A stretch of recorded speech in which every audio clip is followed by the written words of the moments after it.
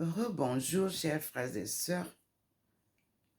Nous sommes aujourd'hui le 27 avril 2024 et voici la deuxième vidéo et vous voyez qu'au-dessus de moi, la face qui était posée sur le mur y est posée.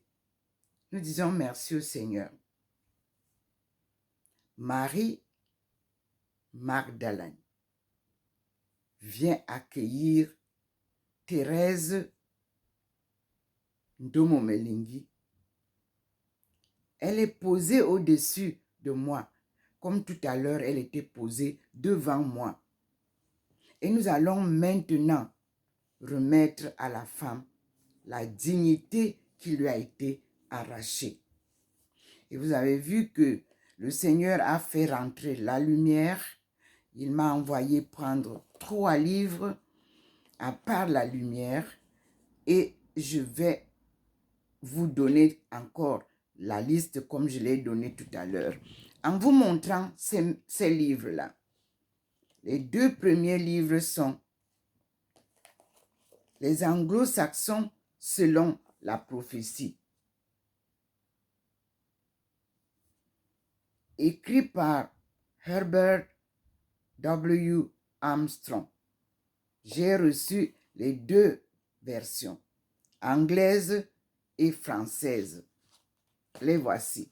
Et je dis merci à ce groupe qui a bien conservé les publications de Herbert W. Armstrong que le Seigneur a choisi et m'a présenté, vous avez vu, pour m'accompagner dans cette marche dont le seul guide est le divin et l'accompagnateur est Jésus-Christ qu'il a choisi pour m'accompagner à l'accomplissement de cette mission sacrée.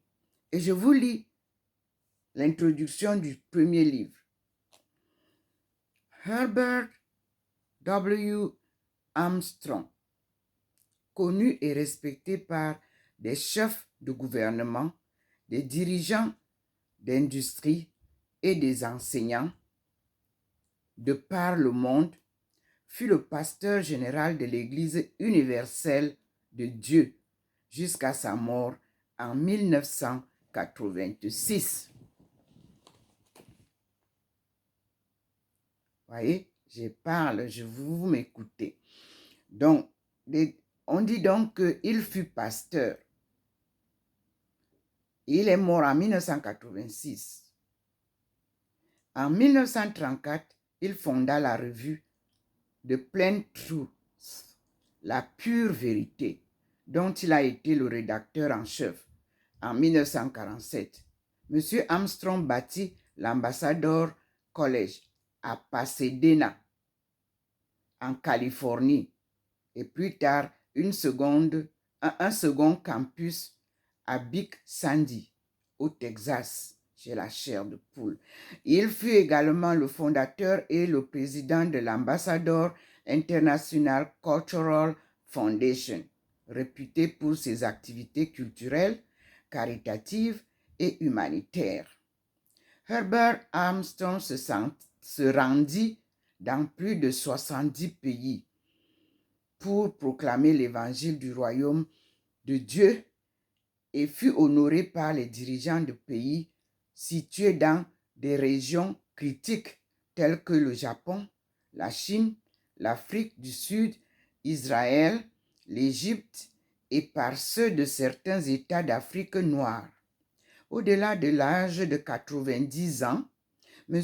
Armstrong poursuivit sa tâche d'écrivain, d'orateur et de prédicateur de la bonne nouvelle de l'intervention de Dieu au cours de cette génération. Pour sauver l'humanité, il a écrit une éducation sexuelle enfin complète et incroyable potentialité de l'homme, qui explique le plan impressionnant que Dieu réalise à travers la vie humaine et également le merveilleux le merveilleux monde à venir. Pardon. Voici comment il sera. Les anglo-saxons selon la prophétie, les 7 lois du succès ainsi qu'une autobiographie. C'est en anglais. Et vous l'avez aussi en anglais. Mais nous passons, puisque c'est ça, nous passons à Marie de Magdala, qui m'a été donc présentée par Jésus-Christ lui-même. Et Thérèse d'Avila m'a été donc donnée pour m'accompagner. Et là, nous voyons que elle me dit à la page 144, cette lumière n'est pas celle du soleil. Elle semble naturelle et l'autre artificielle.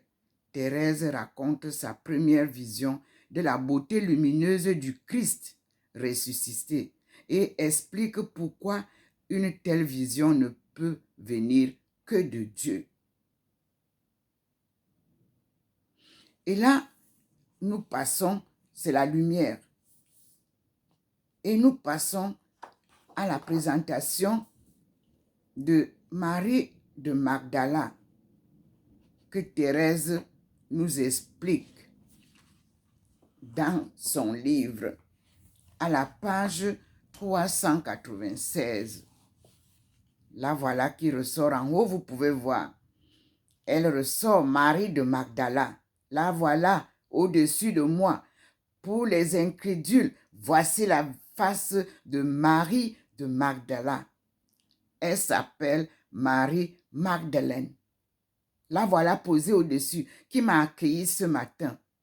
Et je lis selon Thérèse d'Avila. Marie-Madeleine n'a pas toujours passé sa vie dans les délices de la contemplation. Thérèse d'Avila rappelle que Marie-Magdalène, c'est-à-dire Marie-Madeleine en français, n'a pas eu la vie facile qu'on imagine ou qu'on prête trop souvent aux contemplatifs. Voilà Marie-Madeleine au-dessus de ma tête. Merci Seigneur. Merci Marie-Magdalene. Merci Thérèse d'Avila. Merci Herbert Armstrong. Et je lis. Thérèse nous dit, croyez-moi, Marthe et Marie doivent marcher ensemble pour recevoir le Seigneur. Le garder toujours auprès d'elle et ne pas lui faire mauvais accueil en ne se souciant pas de ce qu'il va manger. Et comment Marie Magdalène, toujours assise à ses pieds, l'aurait-elle nourrie si sa sœur ne l'avait aidée? Vous comprenez donc pourquoi le Seigneur a mis à mes côtés Thérèse d'Avila pour nous mettre face à Marie de Magdalène, qui est l'importante histoire mondiale aujourd'hui que j'ai révélée, que le Seigneur a approuvé, que même le président Poutine nous a approuvé, qu'aujourd'hui même les experts du monde approuvent ma marche. Elle est une marche sans compétition. C'est Dieu qui nous ramène à la source de la vie, au pied du mont du char de Dieu. Je continue la lecture. Vous allez me faire 2 objections, dit Thérèse d'Avila. La première, c'est qu'il est écrit que Marie Magdala a choisi la meilleure part. Entre guillemets, Marie Magdala a choisi la meilleure part. Mais c'est qu'elle avait déjà rempli la charge de Marthe en prenant soin de laver les pieds du maître. Qui est le maître? Jésus-Christ. Et de les essuyer avec ses cheveux. Pensez-vous que c'était une petite patience pour une dame comme elle que d'aller par les rues et d'y aller peut-être seule? Car dans son ardeur, elle ne se souciait pas de son apparence ou d'entrer là où elle n'avait jamais mis les pieds, puis de supporter ensuite les médisances du pharisien et beaucoup d'autres qui ont dû la faire souffrir. Témoignage de Thérèse d'Avila au sujet de Marie Magdeleine, de Magdala, c'est de là qu'elle vient. Je continue la lecture.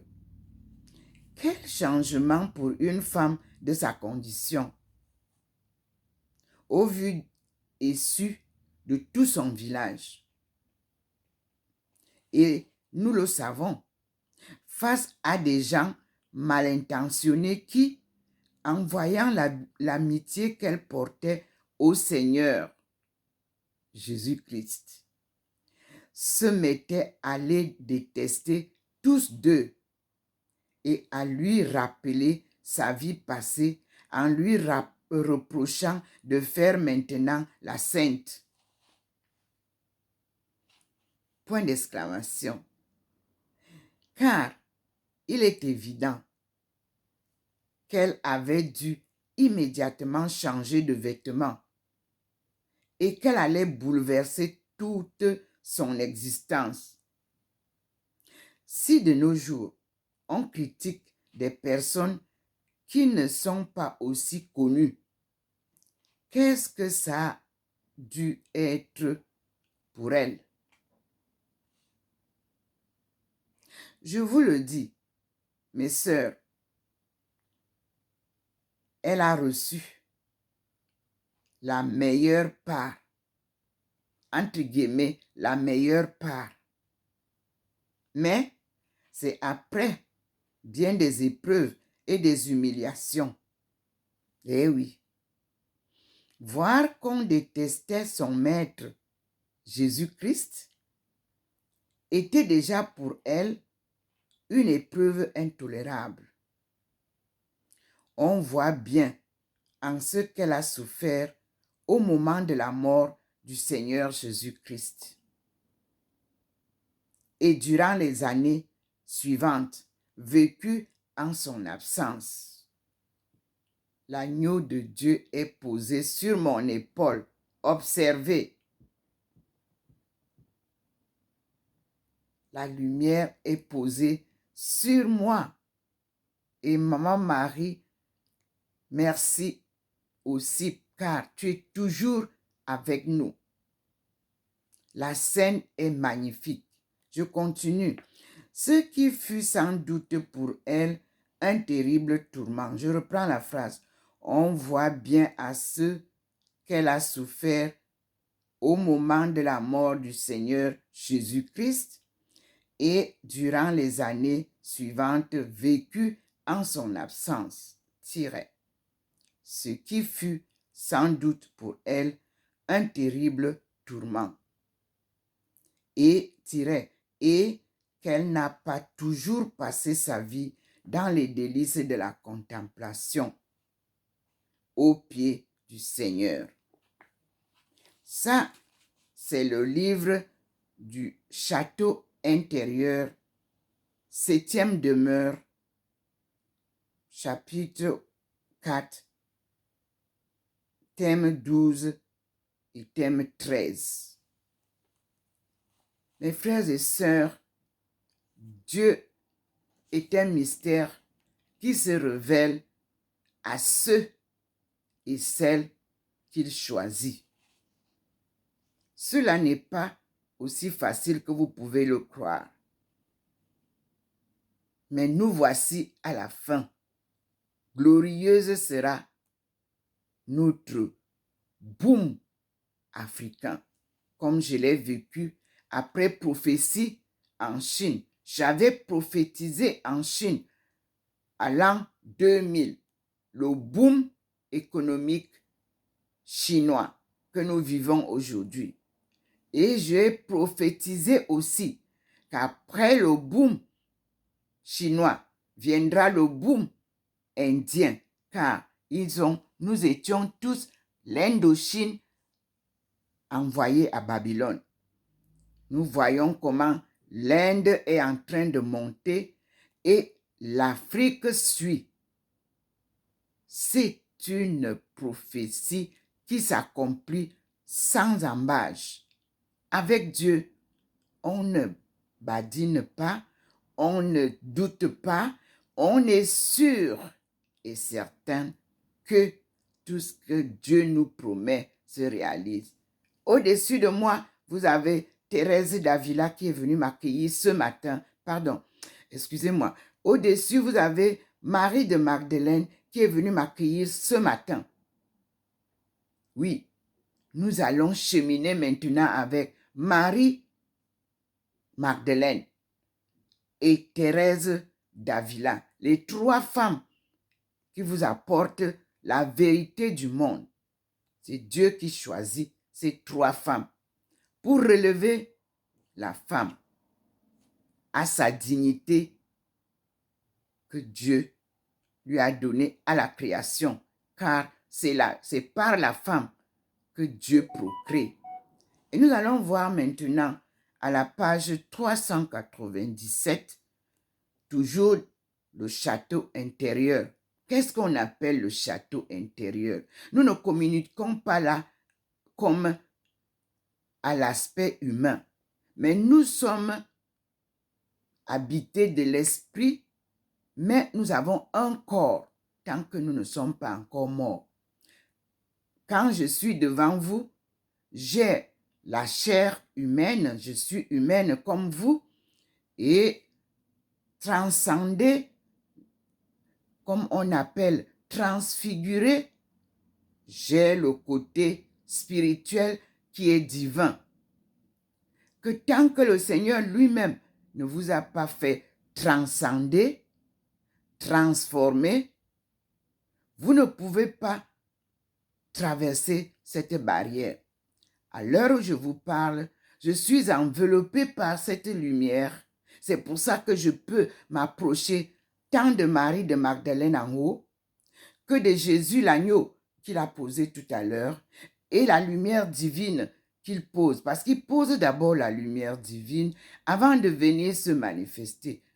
Ce matin, vous avez tout le scénario. Lisons donc. Servir le Seigneur dans les choses possibles et non nous contenter d'en désirer d'impossible. Oui, servir le Seigneur dans les choses possibles et non nous contenter d'en désirer d'impossible. Non, c'est l'humilité, c'est la résiliation patriotique qui vous donne cet état d'esprit. Vous baignez de comment je vais dire, de la bonté de Dieu. Et voici ce que Thérèse d'Avila nous dit. Thérèse prévient. Je dis bien, Thérèse d'Avila prévient. 2 points. Il faut se méfier des grands désirs irréalisables qui dispensent de faire simplement ce qui est possible, ici et maintenant. Oui. Et je vous lis ce qu'elle nous dit. Thérèse de Jésus. Elle parle maintenant à Thérèse de la Sainte Face qui est devant vous. Pourquoi Thérèse de la Sainte Face? Parce que Jésus-Christ lui-même a donné à la femme qui vous parle sa photo spirituellement, divinement, appareil l'aumônial.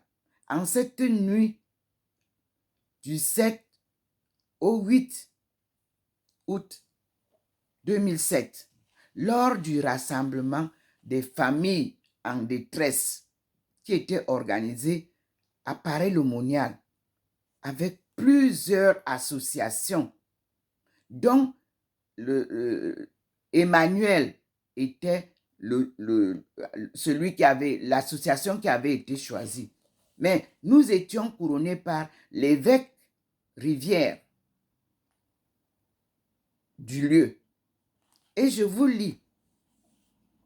Vous allez encore m'objecter que vous n'avez ni le pouvoir ni les moyens de conduire des gens à Dieu, que vous le feriez volontiers, mais n'ayant ni à enseigner ni à prêcher comme les apôtres, vous ne savez comment vous y prendre. Elle me parle profondément parce que je n'ai même pas appris à lire la Bible. Je n'ai pas été dans les églises où on apprend à prêcher. Me voici. Je suis appelé par le Seigneur. Et il me dit, c'est moi qui vais t'enseigner ce que tu diras aux autres. Et il met tout en œuvre pour me qualifier. Merci Seigneur. Merci Thérèse d'Avila. Merci Marie-Madeleine. Vous voyez, elle est là en haut, Marie-Madeleine. Vous la voyez bien. Et je continue. Et elle dit,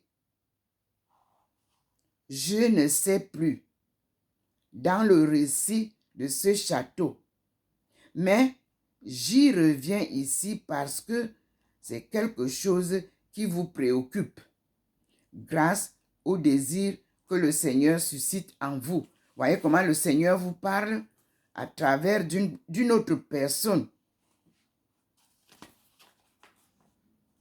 J'ai dit ailleurs que le démon nous inspire parfois de grands désirs pour nous empêcher de mettre en œuvre ce qui est à notre portée de main, pour servir le Seigneur dans les choses possibles et nous contenter d'en avoir désiré d'impossible. Et oui, sans même parler de l'aide que vous apportez déjà à d'autres grâce à l'oraison, ne cherchez pas à être utile au monde entier,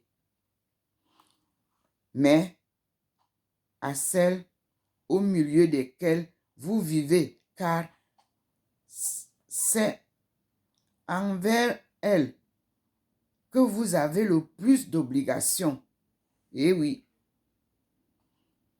pensez-vous que vous n'avez rien à gagner à ce que votre humilité et votre pénitence soient grandes, à servir toutes vos sœurs avec tendre charité et un amour du Seigneur tel que ce fut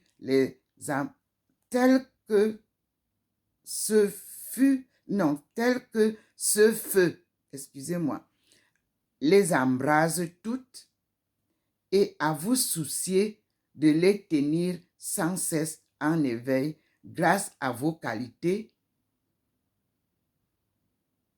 Non, ce serait déjà beaucoup et un service très agréable au Seigneur.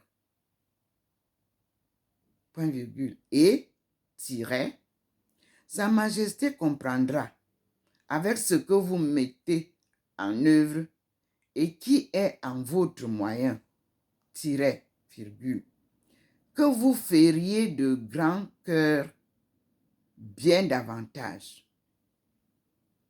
Point. Elle vous récompensera comme si vous lui aviez gagné beaucoup d'âmes. Qui est la Majesté? Dieu créateur, Dieu providence. Dieu pardon, Dieu amour. C'est le maître de l'univers, le Dieu tout-puissant. Je continue la lecture. Il y a les crochets et on commence. Enfin, mes sœurs, et je terminerai par là, ne construisez pas de tours sans fondement. Point. Non, virgule. Car le Seigneur ne regarde pas tant la grandeur des œuvres que l'amour que nous y mettons. Je relis ça pour nous toutes, les citas du monde, mes sœurs, en Christ. Dieu nous apprend comment nous allons cheminer. Je reprends. Enfin, mes sœurs, et je terminerai par là. 2 points.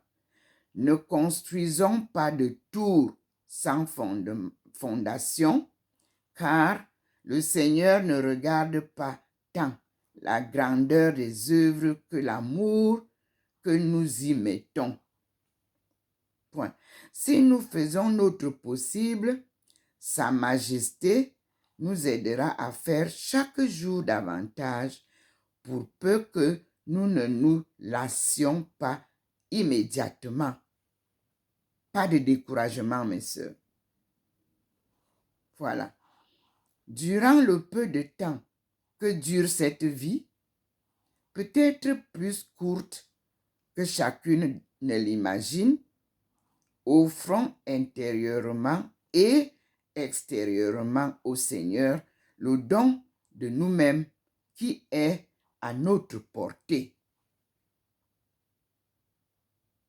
Le Seigneur l'unira à celui qu'il a offert pour nous au Père sur la croix.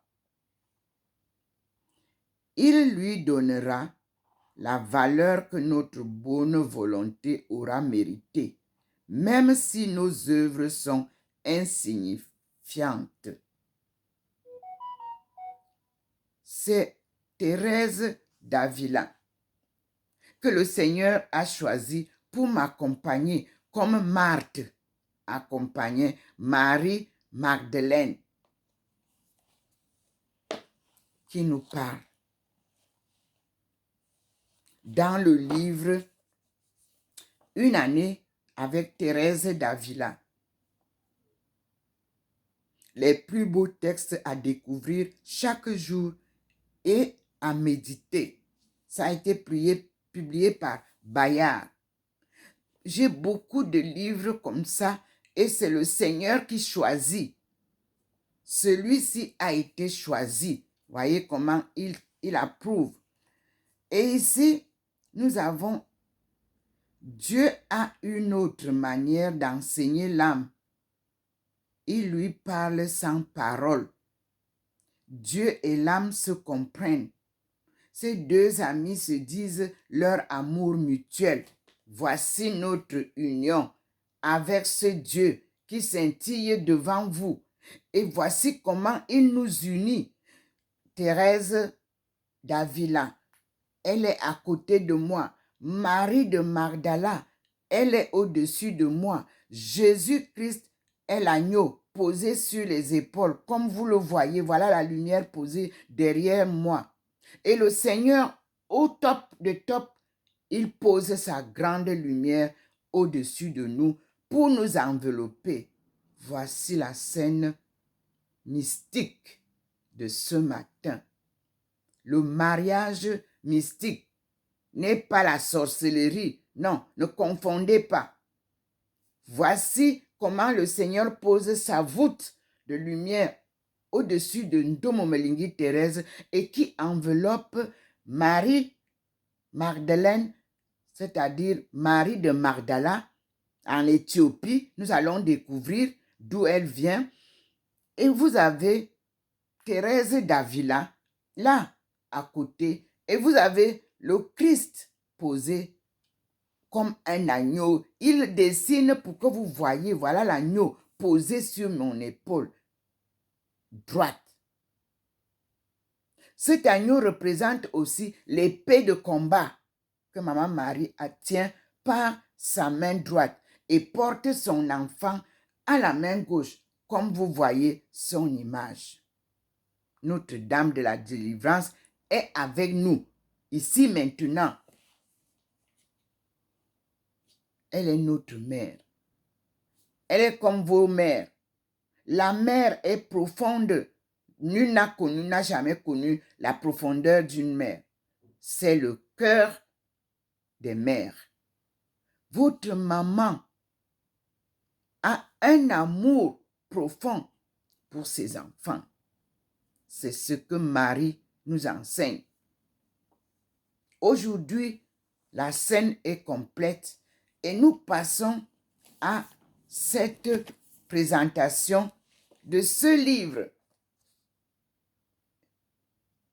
Réseau documentaire pour le développement qui m'avait été donné lors de la conférence parce que j'ai reçu des documents pour attendre cette session de 2025. C'est pour ça que j'avais fait appel aux Nations Unies, que l'heure est arrivée. Dieu m'a gardé en vie et je suis là pour vous rappeler que la nouvelle rencontre des femmes se passera au pied du mont du char de Dieu, accompagnée de cette lumière divine que vous voyez ici maintenant. Le Seigneur a donc choisi le livre et je vous le lis. Publié par Hibiscus, dont c'est la coopération française Orstom. Réseau documentaire pour le développement. Femmes du Sud. Source d'information pour le développement. C'était publié en août 1995. Voilà ça.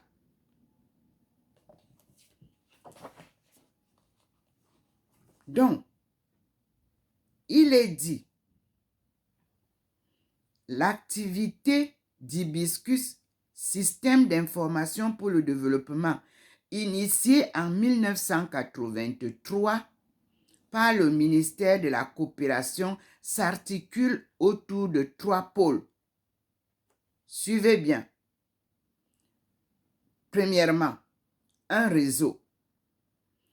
45 centres et organismes français et étrangers mettent en commun leurs données. Ministère des Affaires étrangères, ministère de la Coopération, BCEOM. Je n'aime pas les abréviations. Et il faut les chercher. BCEOM. BDPA. Notez. CEGET. CNRS. Virgule. CFD. Virgule. CIRAD. Virgule. GRET. Virgule. I majuscule AP, virgule, ISTED, virgule, ISTOM, virgule, ORSTOM, virgule, CEFOD. Cela est situé au Tchad, entre parenthèses. CDUST, c'est en Guinée. CID, c'est au Burkina Faso, etc. CIDES, c'était au Niger. C'est écrit ce que je lis est écrit. CITE, Madagascar. ENDA, Sénégal. INADES, Côte d'Ivoire. IUED, Suisse. RIBAT, Mauritanie. Voilà les 45 centres. des réseaux. On passe au deuxième point, une banque de données. Elle propose 80 000 références bibliographiques avec résumé. Un descriptif complet de 1100 organismes français, auteurs du développement et un fichier des offres d'emploi à l'étranger. Troisième point, des services. Ingénierie documentaire, entre parenthèses, mission d'assistance technique en Afrique, formation en France et à l'étranger, fermez la parenthèse, virgule, service, questions-réponses, publication, point. On nous dit que les publications Hibiscus ont 1. Des outils méthodologiques. 2 points. Thésaurus, thématique et géographique. Catalogue collectif de périodiques, virgule, lexique d'organismes, virgule, manuels divers, point. Puis nous avons bibliographie commentée, 2 points. Extraction choisie de la banque des données sur un thème ou un pays, en coproduction avec d'autres organismes francophones. Troisième point, source d'information. 2 points, recensement sur un thème ou un pays. Des fournisseurs d'informations, virgule, de conseils, virgule, de financement, virgule, de formation, virgule, des principaux ouvrages de référence, des banques de données, entre parenthèses, bibliographie, virgule, statistique, virgule, factuel, 3 points, fermez la parenthèse, et des répertoires divers. Quatrième point, ce sont les publications. Aide au métier de l'information. 2 points. Ouvrages techniques ou de réflexion à l'intention des professionnels de l'information et de la documentation concernés par le développement. Point. Le dernier point, nouveau support, 2 points, disque optique compact, entre parenthèses, CD-ROM, représentant la banque des données Hibiscus. Chères sœurs, femmes du Sud, voici les sources d'informations pour le développement qui vous manquent. Voici les réseaux documentaires pour le développement. Vous avez donc ce que le Seigneur nous donne. Et je vous lis qui est cet Institut français de recherche. Ces réseaux documentaires pour le développement sont donc dans l'ORSTOM. Les abréviations qu'on nous a citées là-bas. Et qu'est-ce que c'est que l'ORSTOM? O-R-S-T-O-M. ORSTOM. Et je lis. L'Institut français de recherche scientifique pour le développement en coopération est un établissement public à caractère scientifique et technologique. Depuis 50 ans, ça, on me le disait, il y a, vous savez, en 1995, lorsque le livre était publié. Donc, il est dit, l'Institut français de recherche scientifique pour le développement en coopération, ORSTOM,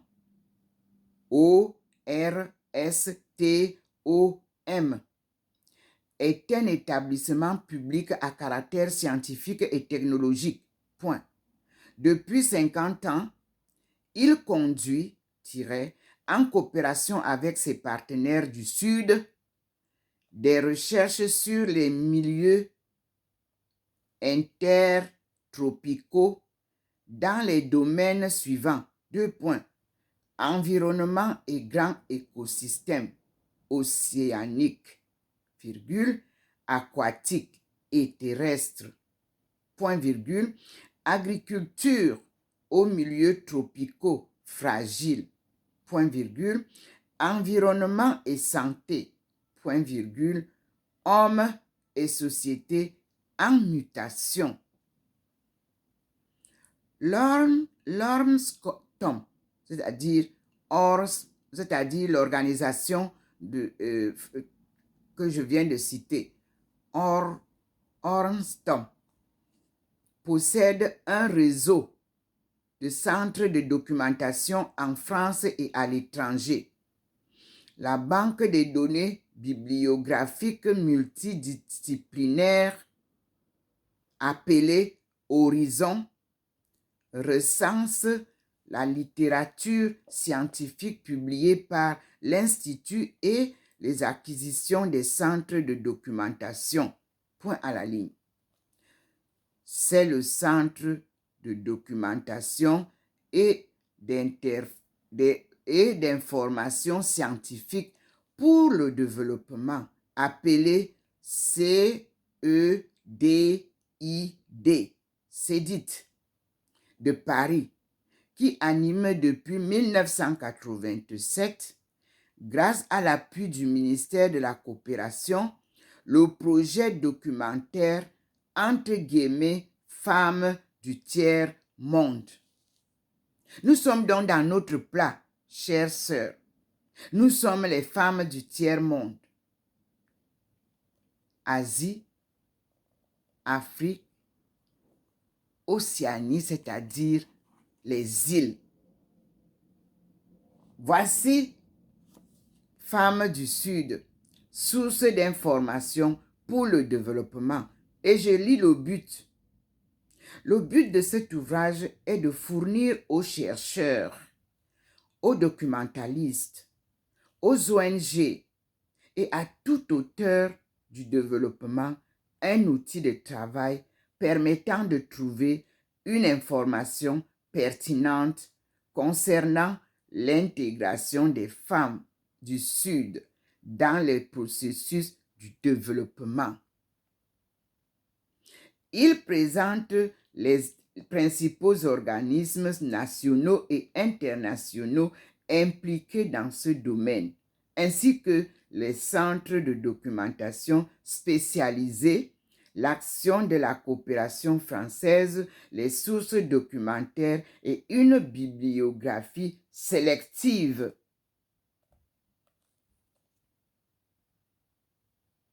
Nous sommes là au ministère de la Coopération. Et vous savez que celle qui a été choisie par Dieu, Ndomomelingi Thérèse, qui porte le nom de Aïcha, regroupe donc toutes les femmes du Sud. C'est ce qu'on appelle Aïcha, African International Societies, Home and Abroad. Nous sommes donc appelés femmes